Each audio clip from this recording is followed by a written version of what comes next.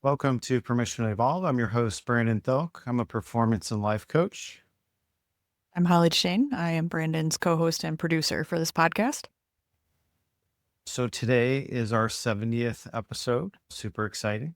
So we're going to be doing another edition of Ask Me Anything. So I haven't heard these questions before, so it'll be put me on the spot. We'll see how it goes. But yeah, it's inching closer to 100. I'm pretty excited about it. We are going to get close to 100. I was thinking about this when I was driving home today, that the first time we did this, I think it was episode 25, maybe, but we were together in Uh, Colorado the first time we didn't right. ask me anything. Yeah, and I think Mhm. this will be the fourth one. So, Mhm. yeah. Yeah, it's nice So, to mix it up once in a yeah. while. Yep. Well, without further ado, let's get into it. So, to start us off, this one is a little bit about understanding the difference between what's yours and what's someone else's. So, how do you know when you're in a situation where you need to unpack and take ownership for your own stuff versus this issue that you're having is really someone else's and not your work at all? This is one of the tougher distinctions as we build self-awareness throughout this process. You start to be kind of hyper in tune to what you feel. And many of our daily interactions are just kind of by default with a lot of people that don't have the same level of awareness and maybe functioning more from reactivity or patterns. It can feel like a burden with this work where you kind of feel like you're responsible for everybody else's lack of awareness. So the main idea that I teach is we really just want to own what's ours. That's what we have the power to change. And when we're interacting with others, challenging individuals, people that trigger us, that's the trigger is our work. So it's if I have a hard time letting something go, if I get plugged into bigger emotions, it's not to dismiss what the other person's doing or anything like that, but there is like I'm in control of my energy, and that's what my work would be, is to try and work through those triggers to basically neutralize them. So with this work, our set point is always we're trying to get back to neutral. Neutral is this place of detachment. It's where I'm no longer taking the situation personal or as my own. And or I don't have my identity wrapped up in it anymore. The challenging people in our life, they tend to know which buttons to push, and so they're actually our best teachers. And because they're making us aware of the things that we're unaware of through the trigger response. That's something from my past. That's something in my subconscious, unconscious that's unresolved, and I've left it in a negative place. And so we keep surrendering into what we feel until there's nothing left to learn anymore, or there's nothing left to feel with it. When I'm neutral, I might experience the same types of situations, but I am going to have that detachment to it. And I'm going to be seeing it through the lens where it's not personalized to me anymore, that this person's doing something to me. It's just more of the acceptance of this is the way they are. And that's an important shift, is that realization. Like, it's not my job to change everybody.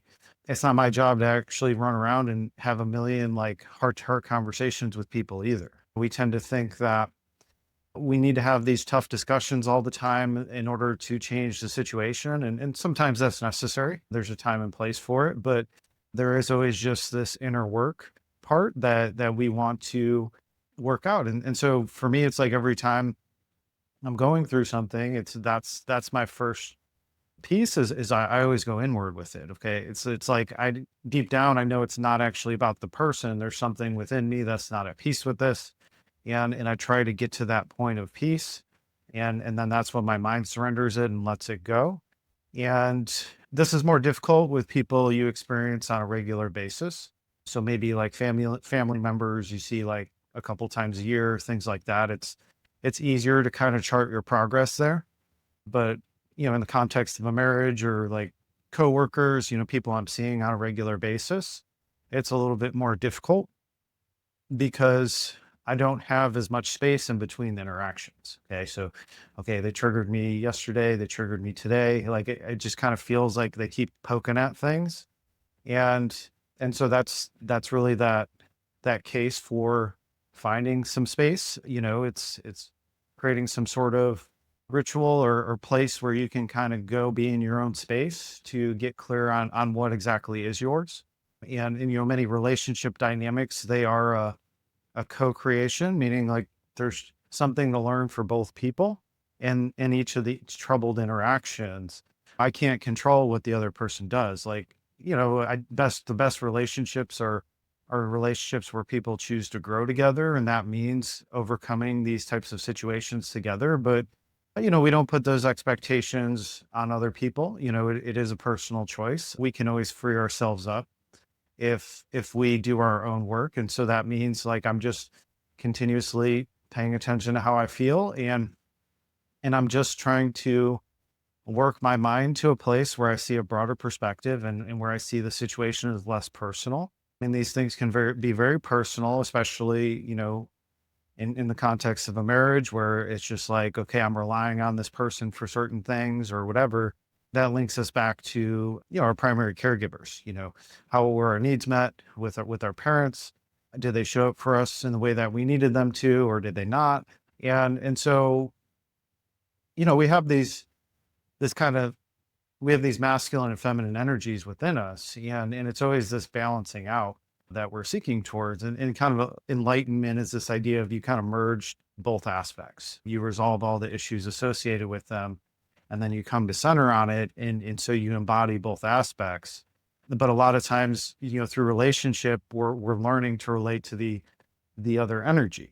Okay, generally there's a polarity happening, and that polarity creates imbalances. And so through my interactions with that person, I get to heal my mother wound or my father wound or whatever I have going on. And so those are the situations that are going to be more painful for us. And those are the ones that are going to bring out bigger reactions. And those are going to be the ones that, especially if I'm doing my own work, that's where I'm going to start to have that expectation that I need to change this person or they should change for me. This is all like an inside job. Life really is a single player game.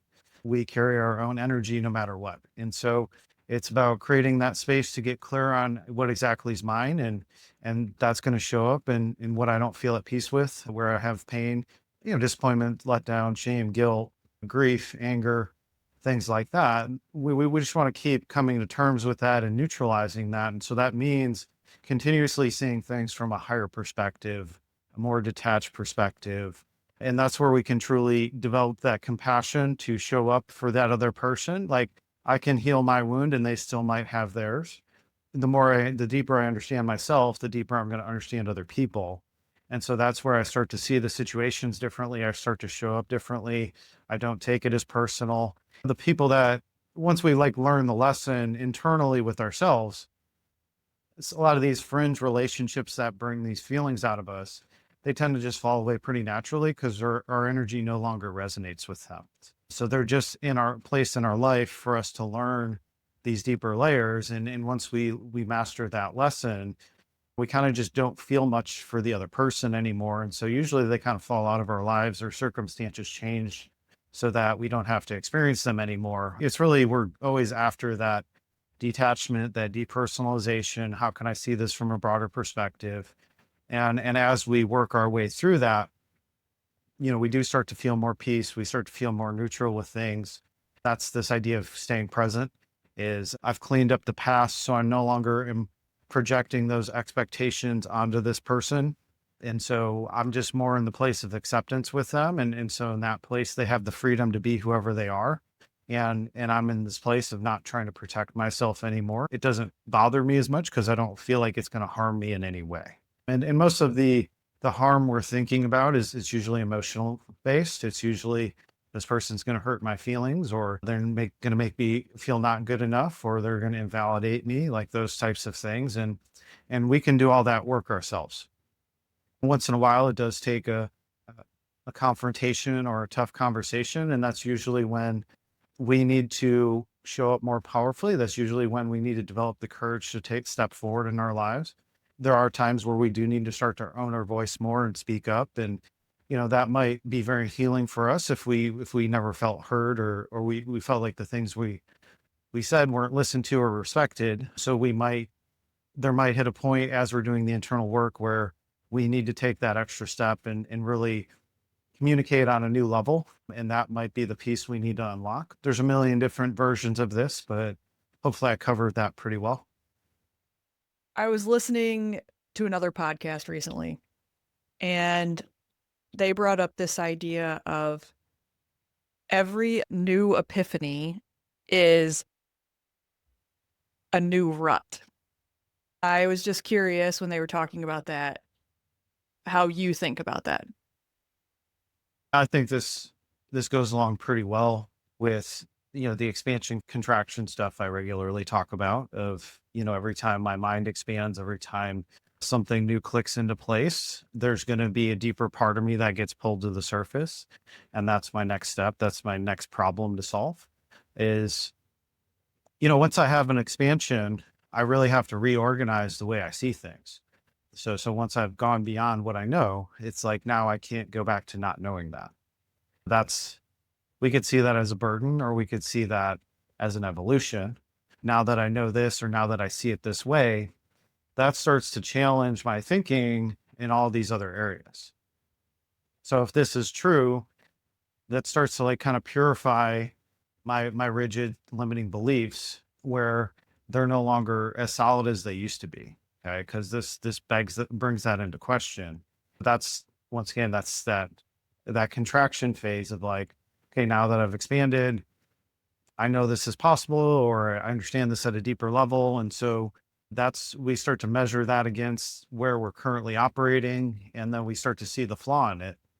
And that's the softening. That's like maybe I was wrong about this, or maybe I've been doing this all wrong the whole time. Right. It's like you start to, it can be a little unsettling. It could be a little destabilizing to once you have those insights, it's just like I can't go back. And so now it creates this rut that I have to work through, and I have to grow out of it. And that's just basically me remodeling my ideas about the world. It's me remodeling my ideas about whatever this expansion was. And so yeah, I think it's a very natural process.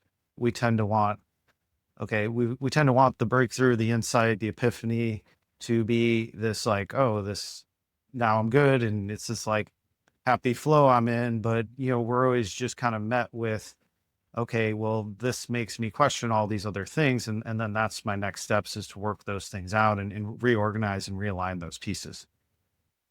Okay. Can you take us through non-duality? So non-duality would be kind of living in your heart. In Eastern philosophy, we have like the chakra system, and so the lower three chakras, so that'd be your root, your sacral, and your solar plexus, are they're polarized. So they and that's the thing, is part of that process of living on this planet is we have to work in duality. That's the nature of it.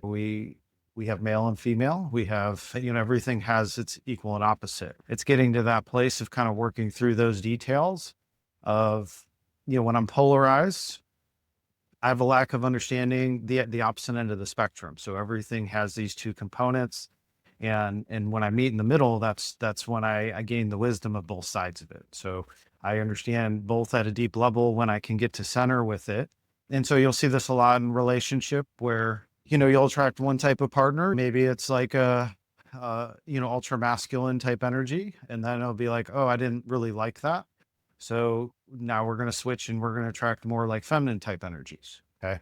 And so it's just to sort out within us what we really want. And we generally want the balance, because that's what creates peace. But the balance is in the middle. That's that non-duality. I start to detach from these ideas of it's this or that, and I start to combine them into like one unified idea. And so that's how we actually learn our lessons, is through duality. Is I have to experience both sides of it, and that gives me the wisdom to find that middle ground. And once I have that middle ground, I've collapsed both sides of it, and it's integrated into one center. And that's when I'm in my heart space. So I'm climbing the ladder from the solar plexus into the heart. And then that's unconditional love, is things without conditions, right? Like I'm able to be present. I'm able to be connected. and I'm detaching from expectations and judgments and all the things that come with the lower mind. The chakra system aligns pretty well with our brain and the way it functions. We have the survival level, and then we have the emotional level, and then we have conscious higher thought, which is more objective thinking. That's what our emotional triggers are, is it keeps us in the lower mind. And so those are survival patterns. That's learning how to love. That's all these things. And we do that through this duality of getting to choose, how I want to move forward. And usually when I'm, immature emotions are, I've experienced one version of it and I don't like it. And so I'm going to go to the complete opposite end of the spectrum. Okay? I'm just going to go over here, but then that's also going to bring me certain issues as well. It might be better with masculine energy. There can be this, it's more direct, it's more physical, it's more confrontational, and we might not like that. And so we prefer the softer feminine side. We might go there, but then in that place, if we're too polarized, we might get walked all over. Also, feminine energy can be a little bit elusive. So we could get like a lot of passive aggressive things going on in that area. And you could also feel powerless, because we need the action part. And if I'm too in the feminine, I could be floaty, I could be detached, disconnected, and disconnected from reality. So we bridge it by facing reality and understanding that every situation needs a different energy. We're always just trying to find the correct balance. I'm trying to balance the scales, and that's what solutions are. Is okay, I'm polarized here. That's indicated by negative emotion, and I also have judgment and negative thinking attached to it. And so as I smooth those out and I work those out, I start to come more towards the center. And the closer I get to center, now I start to understand the other aspect, okay? Because it's not so far away. And so any resolution of conflict is based on an understanding, okay? So because if I don't understand something, there's these gaps in my mind, and I just project my pain into those gaps. A lot of people don't prefer the unknown. They like to have their certainty. And in that place, their certainty is built on these rigid ideas. But it's because they're trying to protect themselves from pain. And so we open it up and we try and get some energy moving to consider other options, to open up our mind to see things differently. The more we do that work, the more I can see the different levels of situations, the more I stabilize things and get closer to that center. And so everything's this learning process, and we do that through duality. Once again, there's all these lessons to learn. It's relationships, it's financial, it's career, how we treat it's our hobbies, and how we like in sport, and how we conquer ourselves, and that kind of thing. It's all these things are wrapped up in duality. Is I'm fixated on one aspect, and because of that, it's creating all these problems over here. And so there's a breaking point to every situation where I have to put my focus over here and learn about it in order to bridge that gap. And once we complete that cycle, I learn both aspects of it. Now it collapses into that center, and it's unified energy. It's not split into these two departments, because that's what integration is I start to bring both sides together into one unified idea. And that's where I'm connected to truth, where I can see the similarities in everything is when I'm able to access all of it, and I carry that wisdom forward. So non-duality is just getting into that place of your heart where you've kind of mastered that situation. You've seen both sides of it, and you've worked through the problems of each side. And so you reconcile the opposites. That's what enlightenment is you reconcile the opposites of all the situations in your life. And so now that you're unified in the way you see it, and so all your energy is contained within this one signal, it's not split into two sides anymore. Okay. I'm going to take a pause from the really deep questions for a second to something a little more light. Yep. And that is to ask you where you're traveling to next. So we've talked about it over several podcasts. You've been traveling a lot. You've recorded a few of these in some different spots. So what do you got coming up? Yeah. So this Friday, I'll be going back to New York. So this is my 4th New York trip this year. It's one of my favorite places. Just endless things to do there. But yeah, it's cool.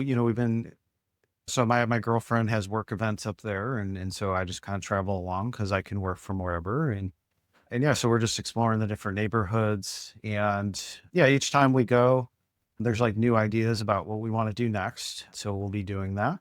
And always just trying new restaurants, things like that. But so the one thing we were going to do last time that it ended up getting canceled for some reason. So in the Hudson Yards, there's like a skyscraper that has like an observation deck.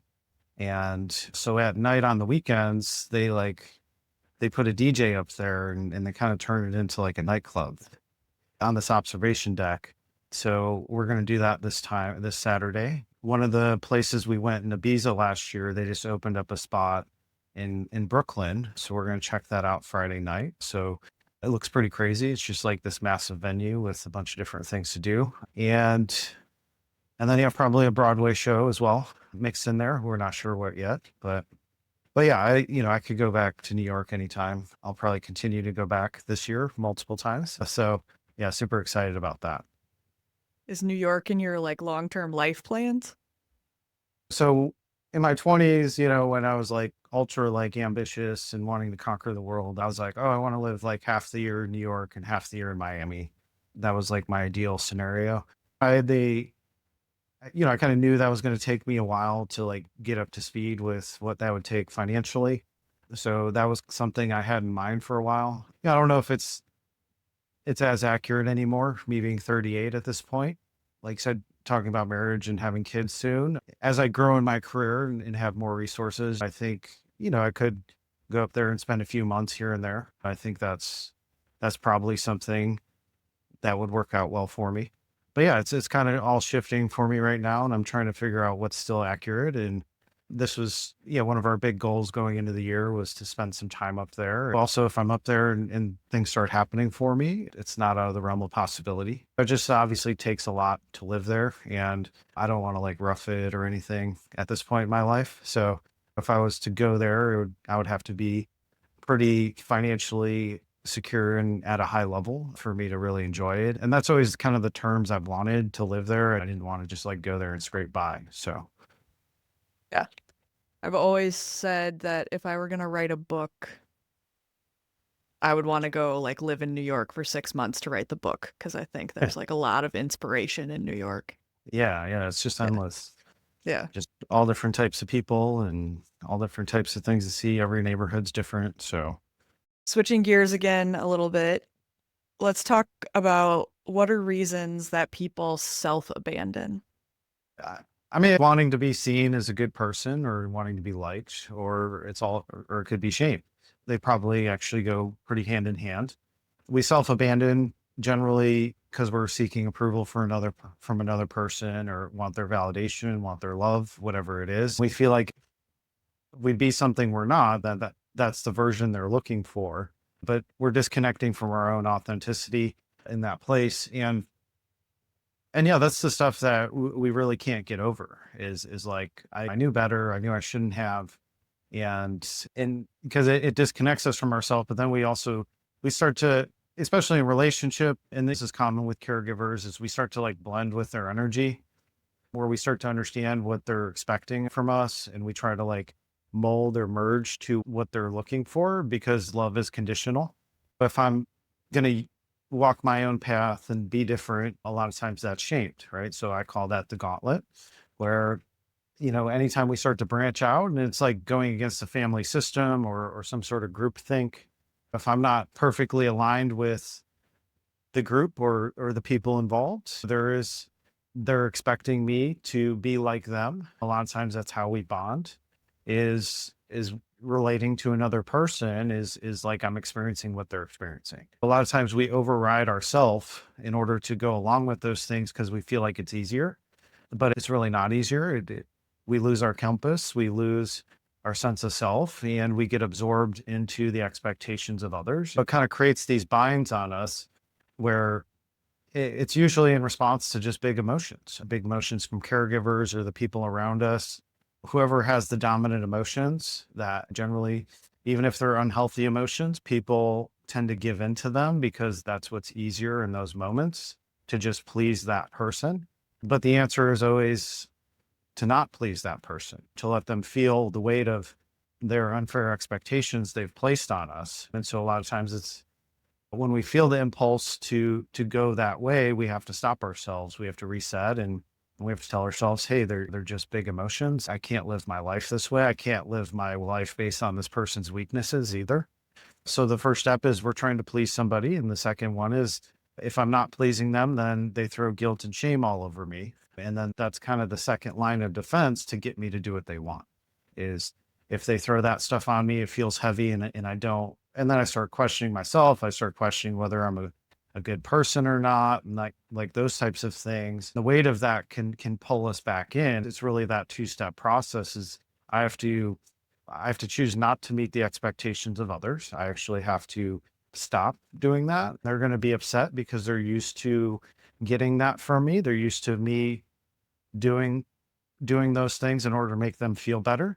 The only way it ever changes in a positive direction is if each person feels the weight and gravity of their choices and decisions in life. If somebody's not happy, we tend to want to make them happy, but it's like their job to make themselves happy. This is all inside work. If you're not happy with yourself, if you have a lot of regret, disappointment, letdown, shame, things like that, that's why your mood isn't going to be very good. And in that place, you can feel powerless.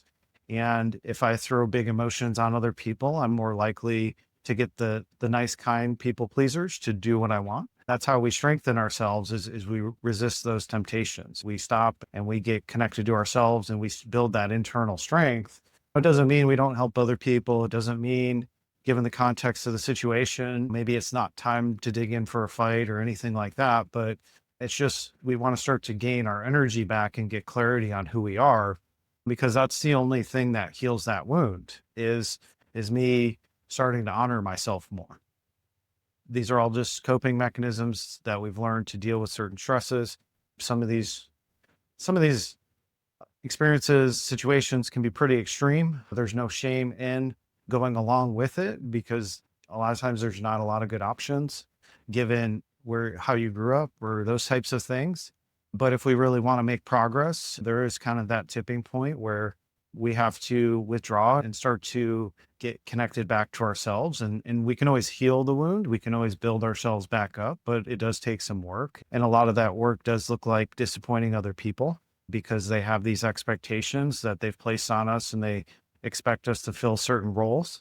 Those roles oftentimes are at our own expense. So the other person benefits from us being that way, and we only just keep losing more and more. So healthy relationships are a healthy respect for both individuals, and it's finding the win-win situations, the common ground, and some things can be transactional. It's the giving and receiving. We want these things in balance, but if I feel like I'm giving everything up, the other person's the only one benefiting, I'm paying the cost of everything, and that person, they're not having to feel the weight of their own problems. That's a problem that continues to grow and never gets fixed until they have to face themselves. That's where, we really have to, if we want things to change, it's going to take different behaviors. It's going to take us showing up differently.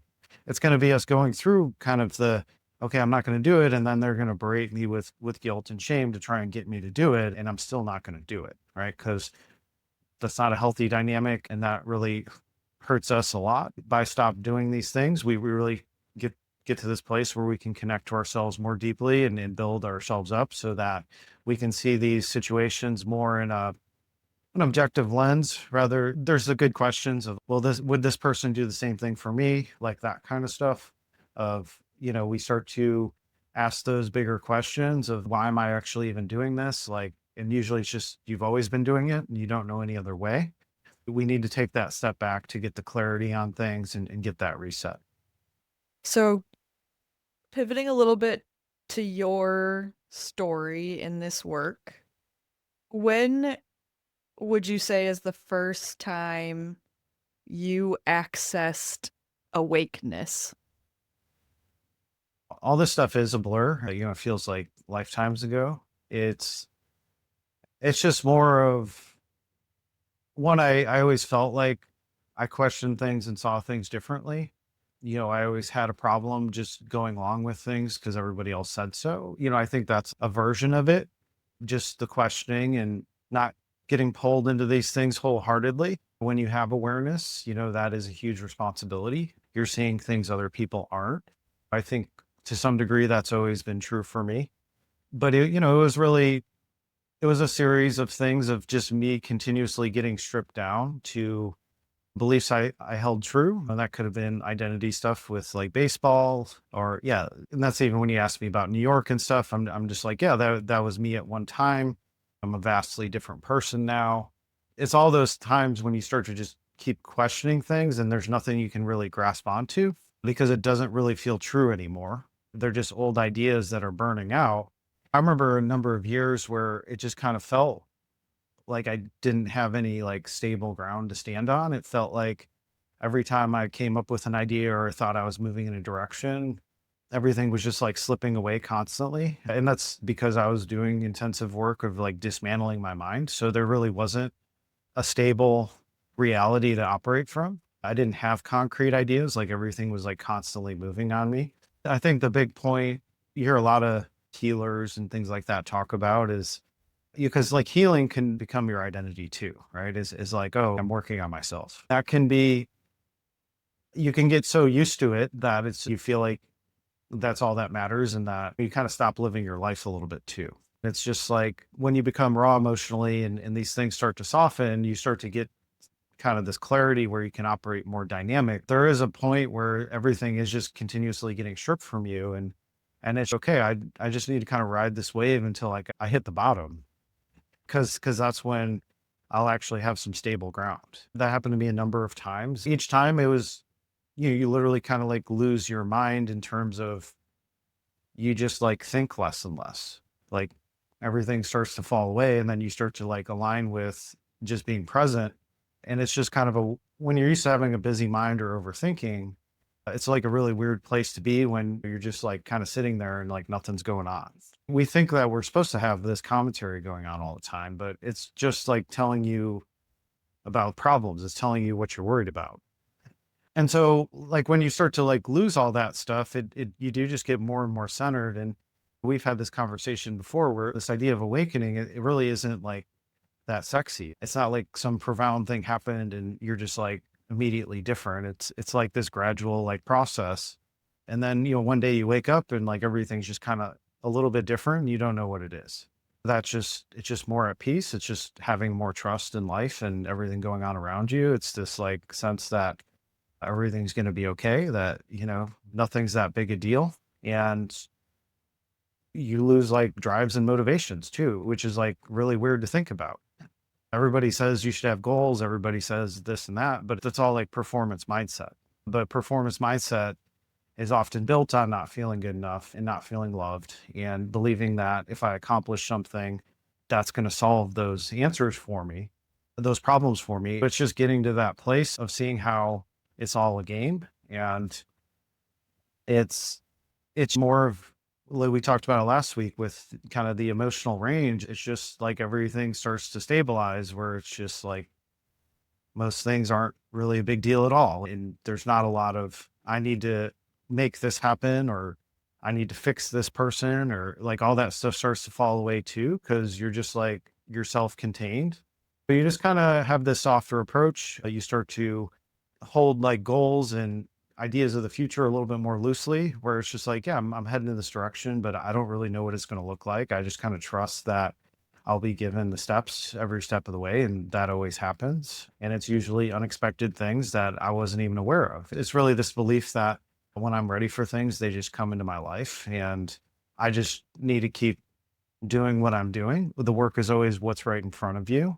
And that's preparing you for a bigger picture that it's impossible to know, but you kind of trust that as you go through it, it's going to be revealed to you. I think those are like main ideas is early on, when I was having a lot bigger emotions, when I would have moments of breakthrough, like that would feel amazing temporarily. But then I started to see those as like, oh, this is just, those started to happen like quite often. And then it started to be smaller and smaller. I think it's like thousands of adjustments to align with yourself, and I think that's just like small little pieces that continuously click into place. There's some benchmarks to that. There's just like, oh yeah, this like foundational idea really changed how I see things. But once it's like integrated into you, like it just becomes business as usual. You don't really think about it anymore. It's that once it pops in, now I need to reconcile the other things in my life, so that starts to blend with it. But like once I do that, it's just like a part of me now and I don't even think about it. I think early on, like, yeah, you can have those big, oh, like that was like a powerful insight, or I feel like really different after this, after a breakthrough. But the more you do it, you kind of just see it as that is the process, and it starts to become normalized, just like everything else of every day. I find some sort of mental shift, and they're usually just tiny little adjustments at this point. There's not like the big foundational pieces.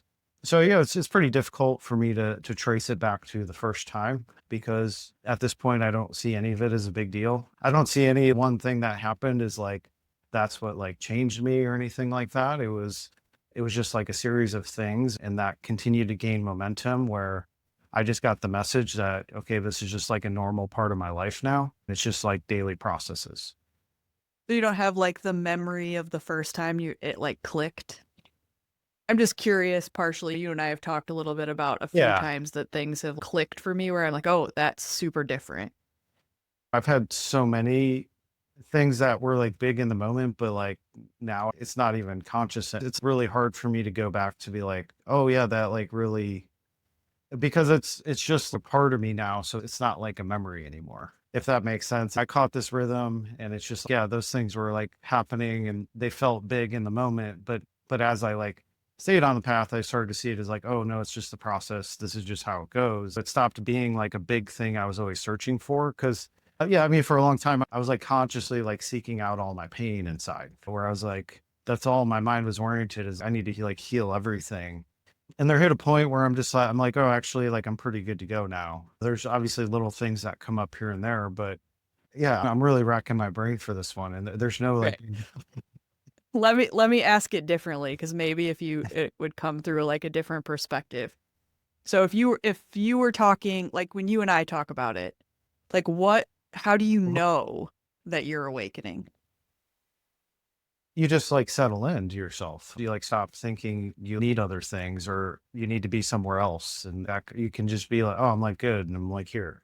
You start to just bridge that gap where your mind's less active with trying to prevent pain from happening, or remembering the past of what's like holding you back and like why things can't happen for you. Like when that stuff starts to fall away, you just kind of feel centered and good like a good portion of the time, and you stop making a big deal out of those things when they come up. You're, oh, I've healed 1,000 things, so like how is this any different? I guess I really got to the point where I just wanted to feel free. I just wanted to feel good. I wanted to feel at peace with myself, and through that it's continuous like forgiveness of myself and others. That meant whatever's happened to me, like I literally don't care about anymore. I just want to process it and move it out of me.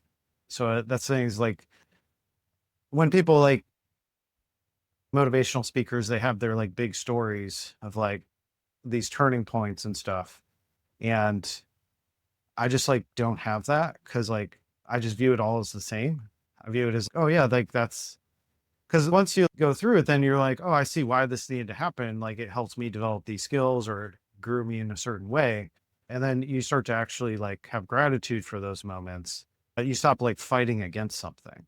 And in that place, everything just gets minimized, where yeah, I see everything from my parents that was just like an extension of what they were taught, right? It's all generational. Everybody's doing the best they can. Everybody's just passing things down until like a conscious person comes up in the family line and starts to question things.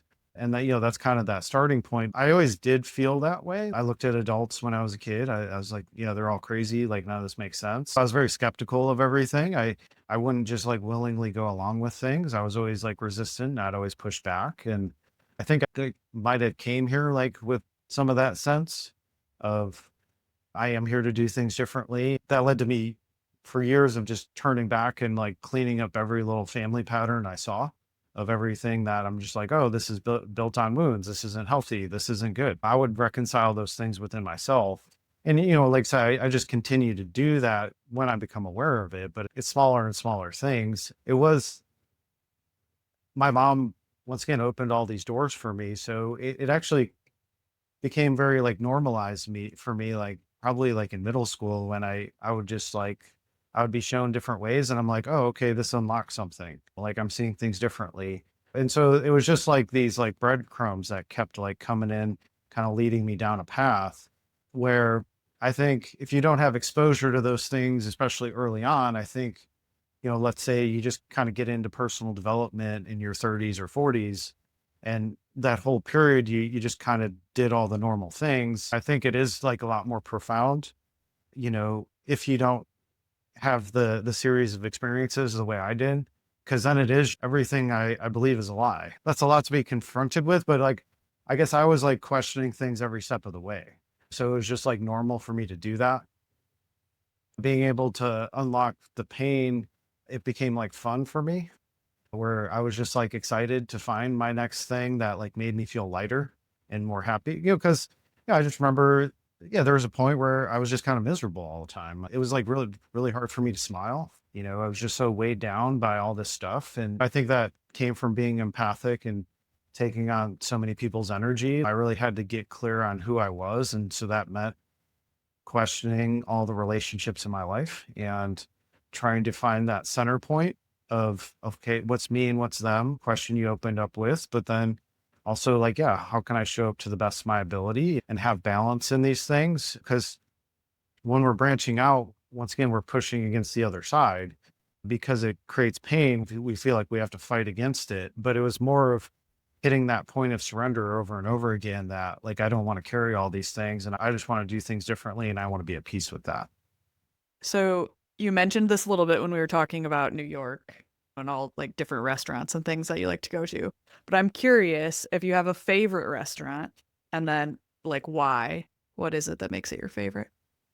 So actually my favorite restaurant is in Miami, and it's in South Beach. It's on Espanola Way. So when you're in South Beach, there's this little kind of like brick pathway that's got restaurants on both sides. And it kind of feels like you're in Spain or a different country, basically. And there's this Italian place that's called I'm going to mispronounce it, Historia Romana or something like that. But so I've been there probably 10 times now. It's just the combination of things. The food's really good. They're blasting like Italian music. And at a certain point, they all the waiters start kind of circling and you start like swinging around your napkin and stuff. It becomes kind of this like lively scene, this like happy, like lively environment. So it's just kind of even the lighting, it's got like kind of red lighting. So like the whole thing about it, I just like love. Every time I go to Miami, I make sure and I go there. Like I said, it's been at least 10 times now. I was just there like 6 weeks, whenever I was in Miami last, like 6 weeks or something. So that's probably the place like I'll always go to and continue to go back to. That's the combination of the environment, the food, hospitality, everything runs like clockwork. All the waiters are like, they're on it. So, everything, you can just relax and have fun there and just enjoy yourself. And yeah, so that's probably my favorite place. Okay, cool. All right. Well, we kind of went on a little bit of a journey on this one. Um, maybe for the next one, I'll try to be better about, some this or that or some other things. But I was like kind of in like a theme as I was like coming up with these. Mhm. But anyway, do you want to talk a little bit about like the best places for people to find you and any kind of last parting thoughts? So if you're curious about this work and would like to have a conversation, it's important to, especially if you're just starting off, is to have a guide. It really speeds up the process. And there's pretty much nothing I haven't seen at this point. And it's just always working you to a better place with things. And in that place, you get many gifts, you get new insights, you get wisdom, but then you also get to feel better as a result. So if you want to have a conversation, you can reach out on my website, brandonthielk.com, and schedule a free 30-minute strategy session, get to know you a little bit better and share how I can help. And if you want to register for my weekly newsletter, The Lightning Report, that's also on my website. So it's got a podcast summary, some ideas for the week, and any updates I got going on in the business. If you want to follow along on YouTube and Instagram at Brandon Thielk, we post out there regularly. We're going to have some new things coming up here, doing some new content styles. So excited to share that with you guys. Also on TikTok at Thielk. So please like, subscribe, follow, ask any questions you may have. I'd love to support you in a bigger way. All this stuff, it's a very worthwhile journey. It can be a little bit scary to dig into yourself and kind of open some of these things up, but you get a lot of freedom and you feel a lot better as a result. It's pretty cool work. So if you're interested, please reach out. And I think that's all I have. All the links for everything will be in the show notes or the YouTube description if you happen to be looking at this on YouTube. We also have a Substack. You could find links and all the information there as well. And if you want to ask Brandon a question for the next Ask Me Anything or for an upcoming episode, because we try to do one question every episode, you can send those via email, DM, anything like that. And we would love to talk about that on the podcast. I'd love to hear from you guys. We'll see you next time. All right. Talk to you later, Brandon.